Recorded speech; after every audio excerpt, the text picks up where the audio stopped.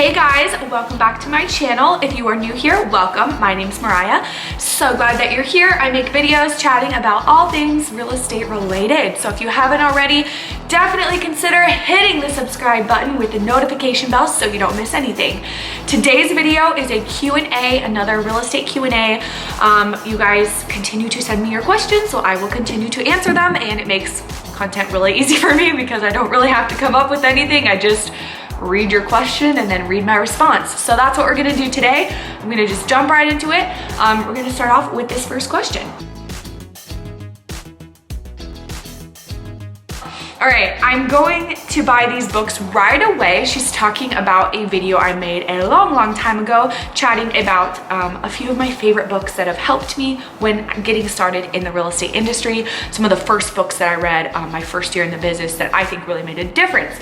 So she says, please do another video when you can with other new book suggestions that you are reading this year. So honestly, I've been pretty busy. Like, I know we're all busy, life's always busy, whatever, but preparing for the baby to come, and I just haven't been reading as much, but I have been listening to audiobooks. So I love audiobooks. I always try to listen to them when I'm cooking, when I'm getting ready for the day, when I'm driving, or when I'm really just doing anything. I love audiobooks. I never really have a moment when something isn't playing in the background that's gonna help me grow.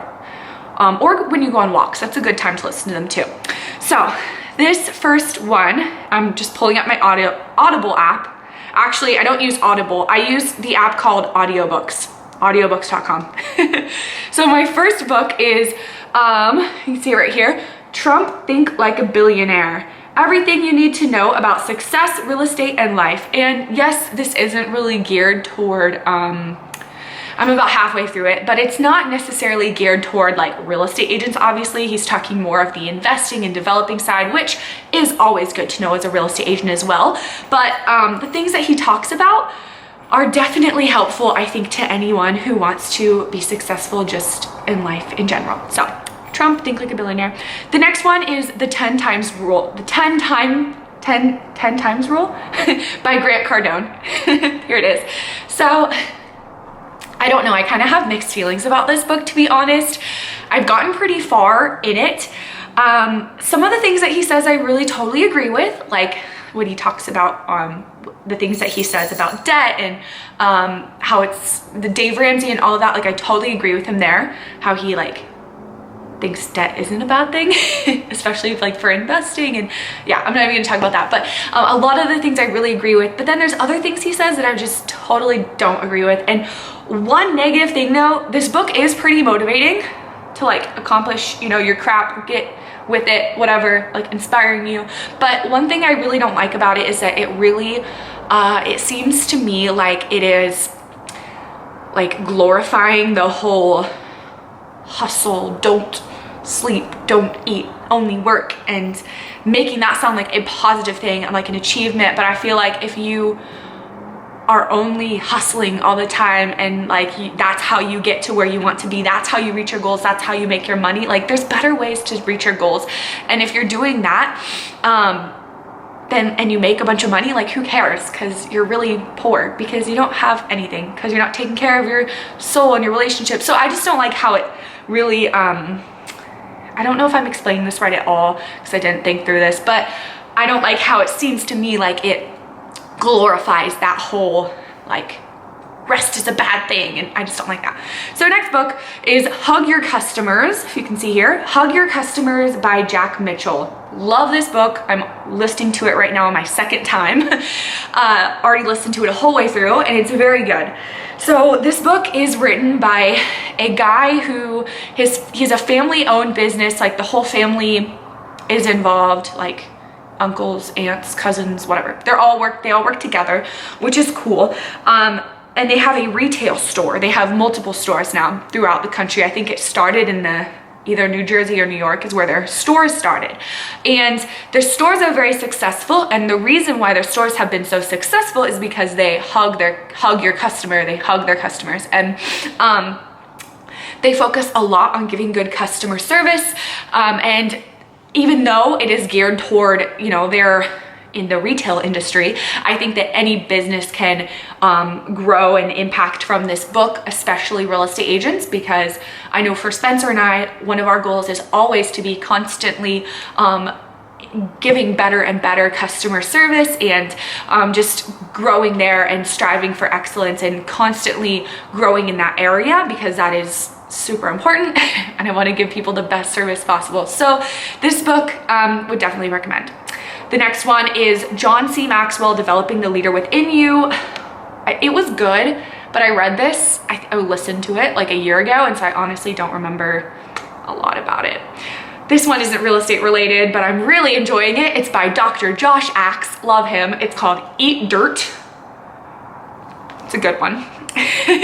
And then this, I actually just started the book, so I can't say too much about it yet, but it is by Dr. Caroline Leaf, and it is called Think, Learn, Succeed. And another one that's not geared just for real estate, but I think can be useful for anyone in any business wanting to grow their business or themselves as a person. And I just love her YouTube videos and her other books, so I'm sure it will be just as amazing. This next book is by Kris Vallotton. Honestly, my favorite out of all of these audiobooks. Highly recommend this one. It's called Poverty, Riches, and Wealth by Kris Vallotton. Definitely recommend. And then I'm scrolling through because a lot of these ones I've been listening to are about babies, and I'm sure you guys don't care about that. You care about real estate. That's why you're here. And then I guess this last one is called Think and Grow Rich by Napoleon Hill. I know it's a very popular book. I just started it though, so I can't really say too much about it yet, but I've heard great things. So moving on to the next question. All right.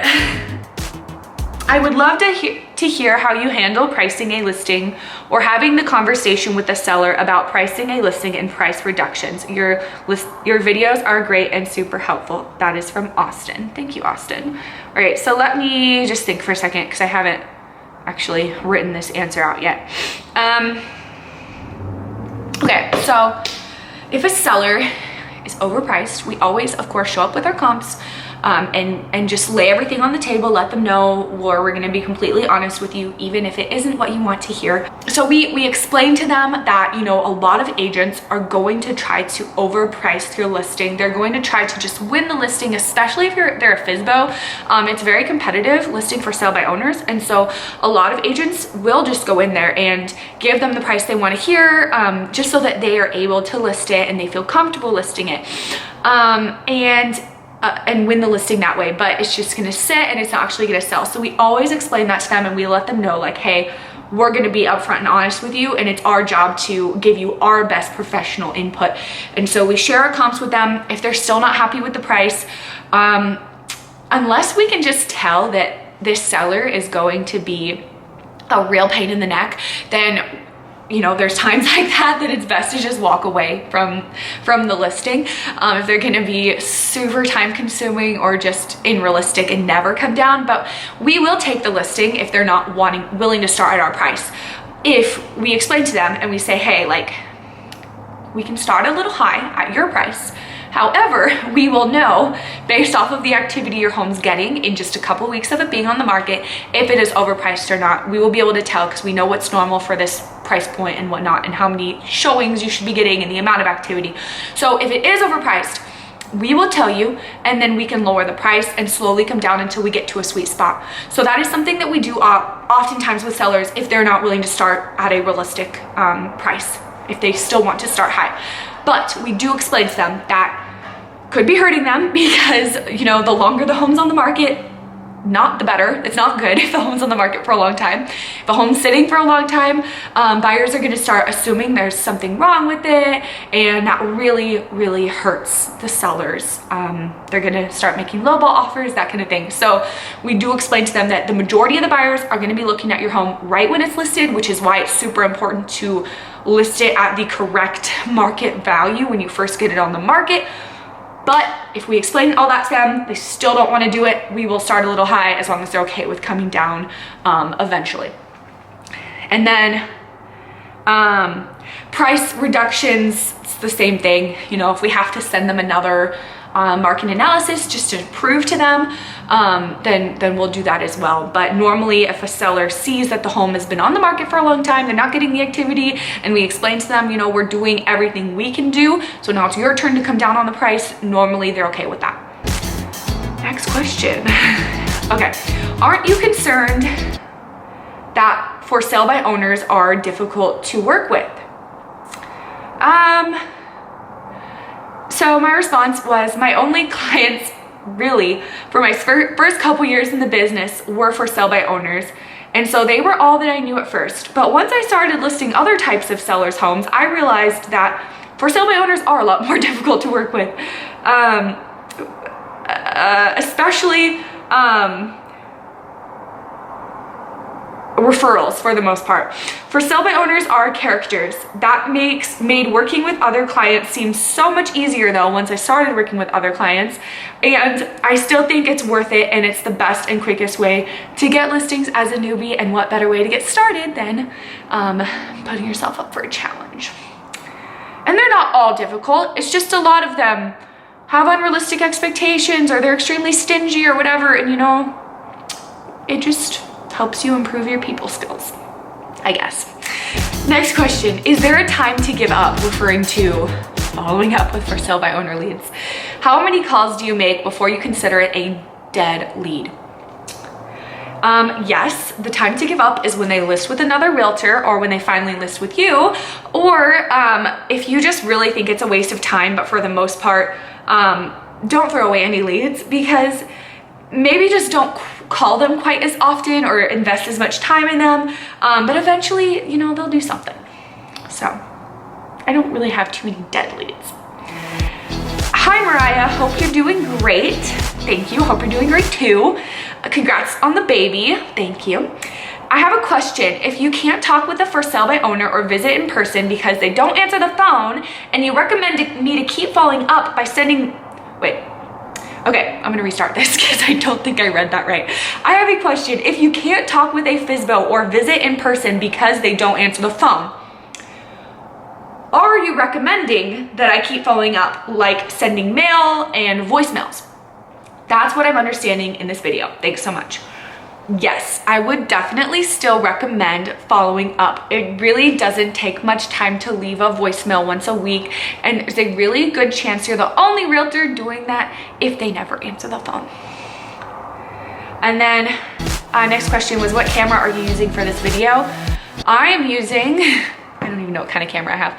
It is a Sony. I got it at Best Buy on Black Friday, and they have really great Black Friday deals, by the way. It's a Sony, and it's one of those handheld cameras where, like, you obviously can't see it, but it's like small handheld, like it's not too big, and it has a flip up screen, which is really great for vlogging or walking around carrying your camera so you can see yourself, and yeah, I'm sorry, I don't really know like anything about cameras, so I could not tell you what model. I couldn't even tell you how much it was when I got it, because I honestly don't remember like any of the details. But it's a Sony, it's small, it's not the best one, it wasn't like the worst one, but it definitely wasn't like one of those like super professional big cameras.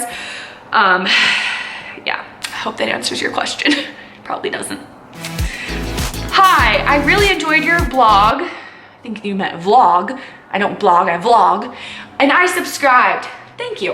What program did you use to edit it? I love your personality and energy. Hey, thanks for watching and subscribing. You are awesome. I just use iMovie on my Mac, and that's it. Next question. Did you work with a team when you got started in real estate? And are you currently with a team?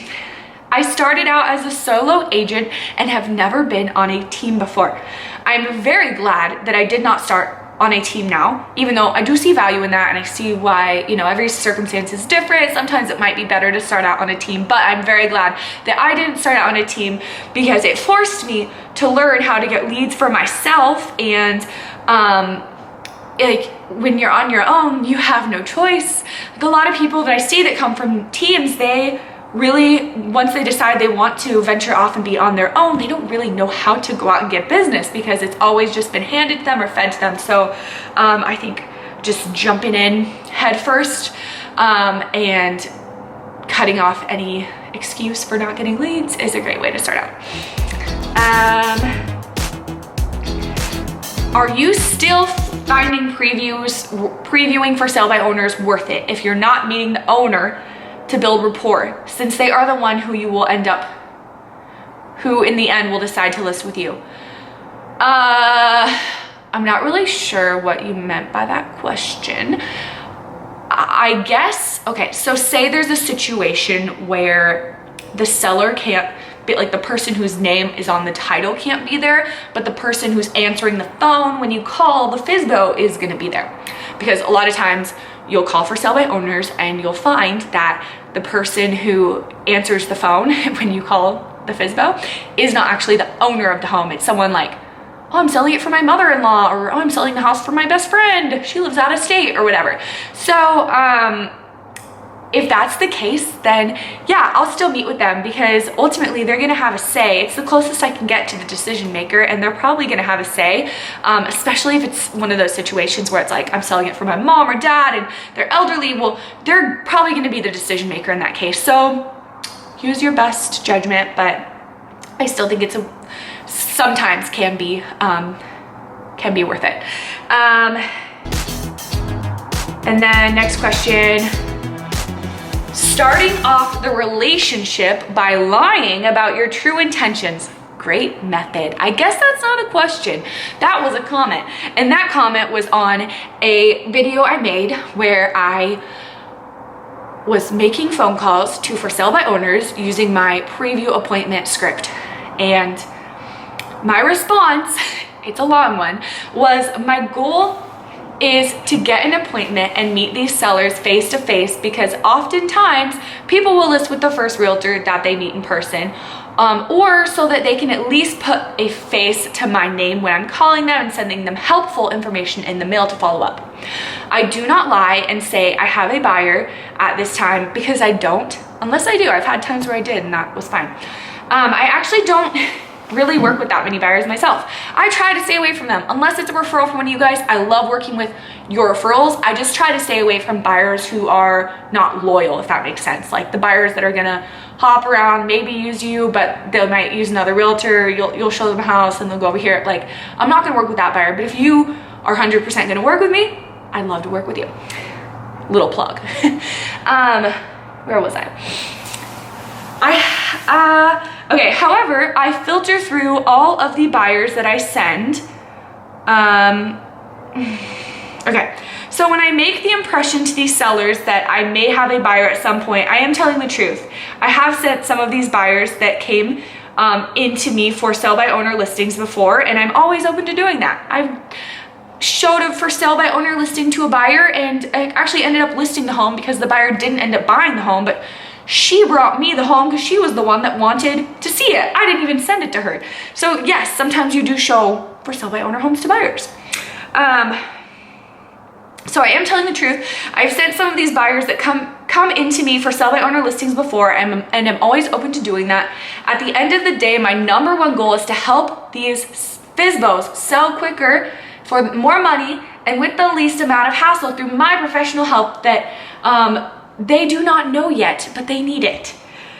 But there are other benefits to previewing for sale by owners, just to name a couple. The more houses and neighborhoods you see as a real estate agent, the better. It's always good to preview homes that are for sale to know for a number of reasons. It's also good to know what is available, so when you do get a buyer that comes into the market, they might want to buy this house and you already have seen it. And lastly, it's beneficial to preview for sale by owners because you never know what people will end up doing. These FSBOs may not have a buyer's agent yet for the home that they're buying, and if you choose to work with buyers, you may be able to help them find something. So there are so many beneficial reasons why you should preview for sale by owners, not just to try to get a listing, to improve your market knowledge, like so many things. But yeah, that's my motivation, and not try to lie here. not trying to paint a picture. I would never say I have a buyer if I don't actually have a buyer. And I'm just gonna end it on that one. Thank you guys so much for taking the time to watch. If you are a real estate agent and you live outside of the state of Oregon and you have a client relocating to Oregon, send them our way. We'd love to give you a referral fee. Spencer and I will take care of them and give them excellent service. That being said, I will see you guys in my next video.